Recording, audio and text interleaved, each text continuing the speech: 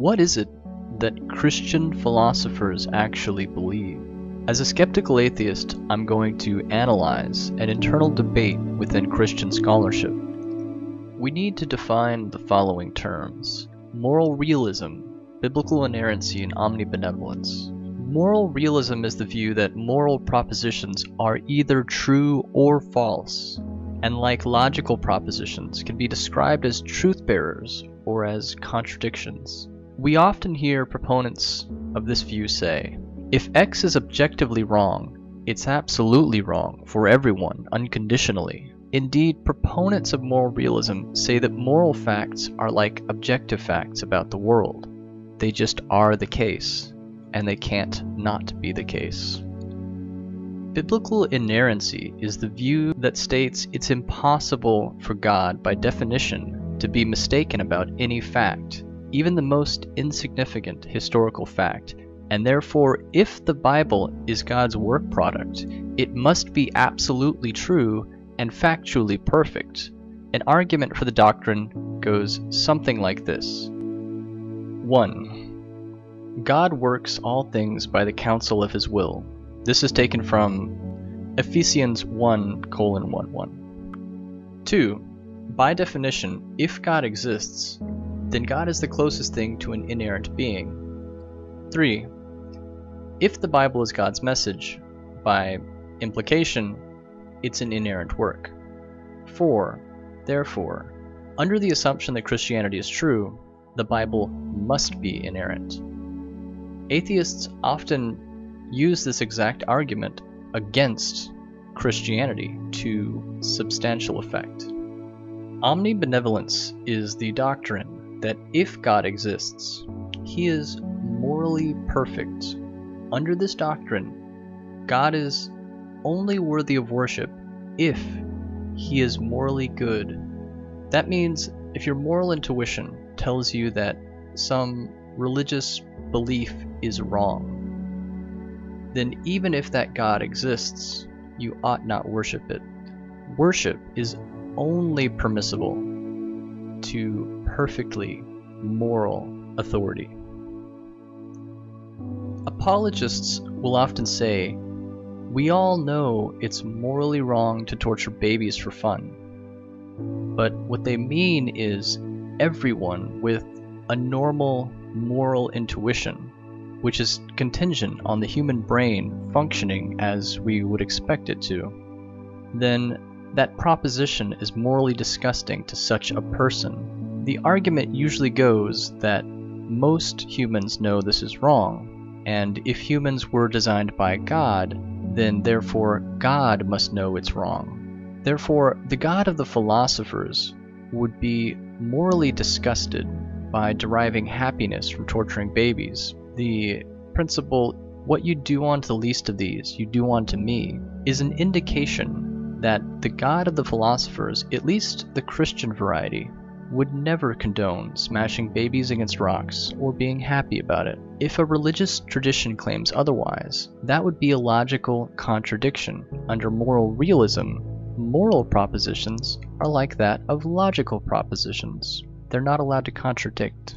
In Did God Command Genocide?, Copan and Flanagan quote Dr. William Lane Craig as saying, there also seems to be elements in Scripture that express emotions, anxieties, and depressions of human authors. It seems implausible to attribute those to God's dictation. There seem rather to be genuine human emotions that are being expressed. In other words, biblical inerrancy cannot be true.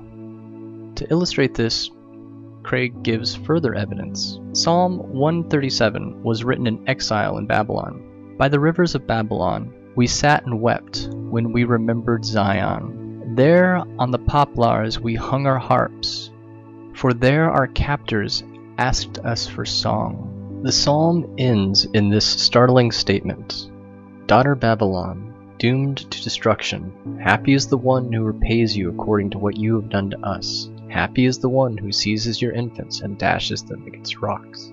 Craig argues that this runs contrary to what Jesus said about loving our enemies, concluding that it's hard to think of this as something that would be dictated by the god of the philosophers, rather a genuine expression of the psalmist's anger and indignation of those who wronged him and his people. From this argument, it logically follows that biblical inerrancy is plainly false, and Psalm 137 is not an isolated incident. Hosea 13:16, the people of Samaria must bear guilt because they have rebelled against their God. They will fall by the sword, their little ones will be dashed to the ground, their pregnant women ripped open. Isaiah 13:15-16, everyone that is found shall be thrust through, everyone that is joined onto them shall fall by the sword. Their children shall be dashed to pieces before their eyes. Their houses shall be spoiled, their women ravaged. Sorry, their wives ravaged. Because marriage is sacred. I forgot about that. It's wives. Isaiah 13:18, their bows also shall dash the young men to pieces, and they shall have no pity on the fruit of the womb. Their eyes shall not spare children. These are not isolated incidents, and if we are to use Craig's reasoning, then these are simply human authors offering their own opinions and biases within Scripture, and not the dictation of a perfectly moral being, because you cannot square moral realism with biblical inerrancy when you have atrocities that cannot be excused away, that cannot be ignored.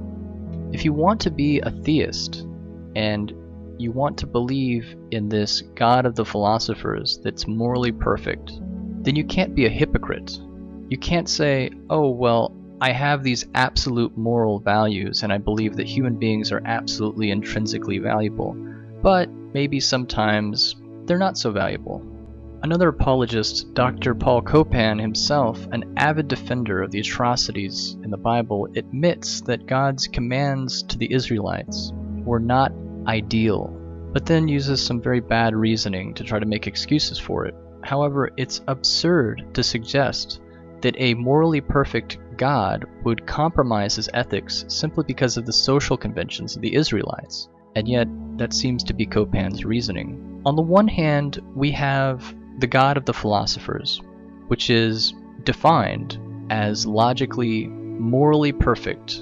On the other hand, we have the God of the Hebrew, Christian, and Islamic scripture, which is at odds with the God of the philosophers, and evidently not worthy of worship because it is not omnibenevolent. Therefore, in order for a theist to be rational, I would suggest she abandon biblical inerrancy and allow the God of the philosophers to displace the very human God of the Old Testament.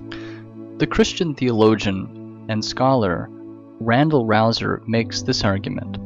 There is a way to avoid this whole dilemma. Affirm that child sacrifice and human sacrifice more generally is always an appropriate, morally offensive way to relate to God. If a Christian took this view, they would have excellent grounds to seek an interpretation of the text other than what it seems to affirm.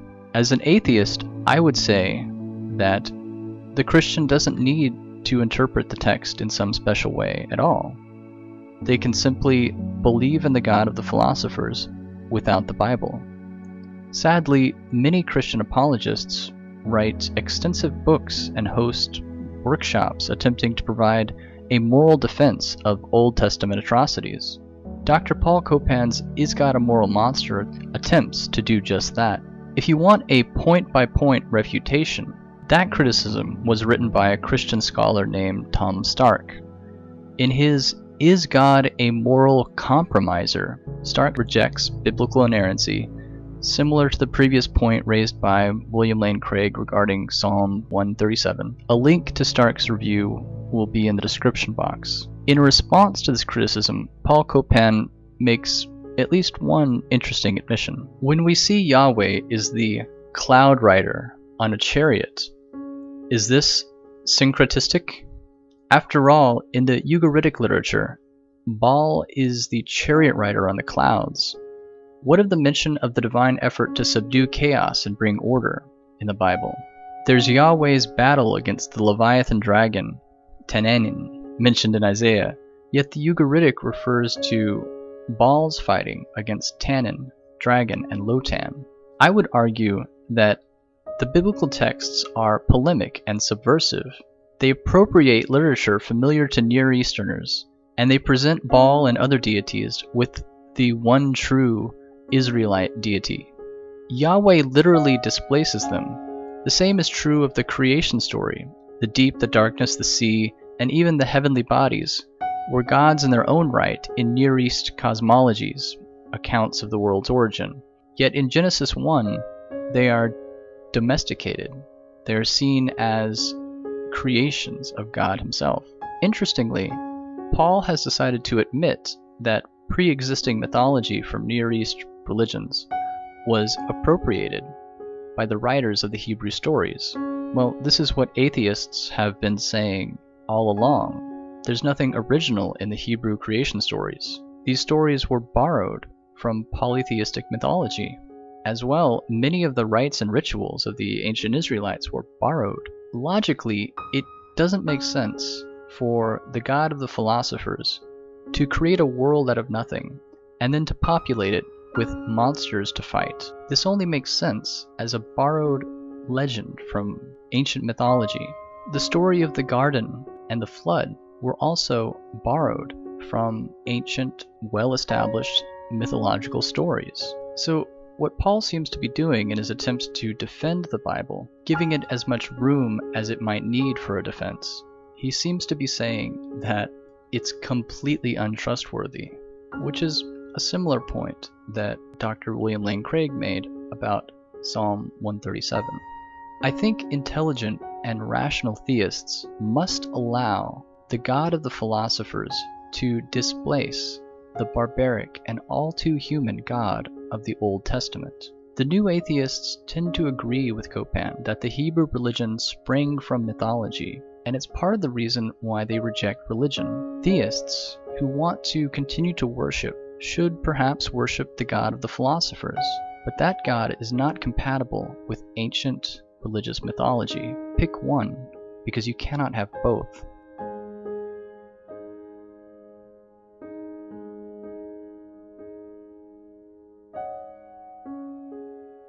Or maybe become an atheist.